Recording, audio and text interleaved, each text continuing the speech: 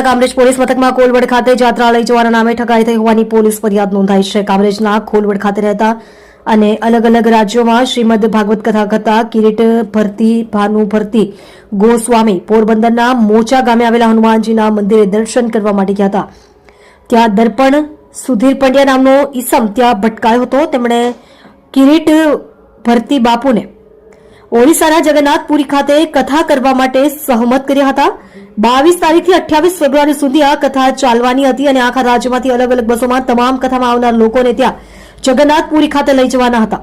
દર્પણ પંડ્યાએ તમામ લોકો પાસેથી ત્યાં રહેવાના અને જમવા સહિતના અન્ય સુવિધાઓ માટે વ્યક્તિ દીઠ ₹3,500 પણ લીધા હતા.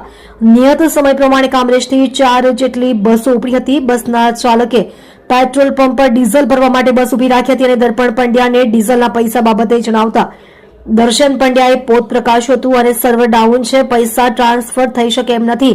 હાલ બસમાં બેઠેલા મુસાફરો પાસે પૈસા લેવા બસ ચાલકને જણાવ્યું હતું અને ડીઝલના પૈસા આવીને આપશે એવી બાહેધરી પણ આપી હતી. જોકે બસના ચાલકોએ મૂળ સફરો પાસેથી પૈસા 4 બસોમાં લગભગ ₹1 લાખ ડીઝલ ભરાવ્યું હતું અને શિરડી પહોંચ્યા હતા. દર્શન પંડ્યા અમદાવાદથી નીકળેલી 4 બસમાં આવી રહ્યા હતા અને શિરડીથી તમામ બસો સાથે જગન્નાથપુરી જવા નીકળવાના હતા. જોકે શિરડી થોભેલી બસના મુસાફરોએ અમદાવાદથી નીકળેલી બસના મુસાફરોનો સંપર્ક કરતા કંઈક અલગ જ કથા સામે આવી હતી. દર્શન પંડ્યાએ ટ્રાવેલ્સની બસોનું પેમેન્ટ નહીં કરતા અમદાવાદથી નીકળેલી બસોને ટ્રાવેલ્સ કંપની દ્વારા કામરેજ ખાતે જ થોભાવી દેવામાં આવી હતી અને શિરડી થોભેલી બસોને પણ પરત કામરેજ ખાતે બોલાવી લેવામાં આવી હતી. દર્શન પંડ્યાનો સંપર્ક કરતા દર્શન પંડ્યાએ પોતાનો મોબાઈલ સ્વિચ ઓફ કરી દીધો હતો. આખરે મુસાફરોને વિશ્વાસઘાત થયાનું ભાન થતા કામરેજ પોલીસ મથકમાં ફરિયાદ નોંધાવી દર્શન પંડ્યાએ લગભગ 90 જેટલા મુસાફરો પાસેથી આશરે ₹3,15,000 ઉસેટી લીધા હતા.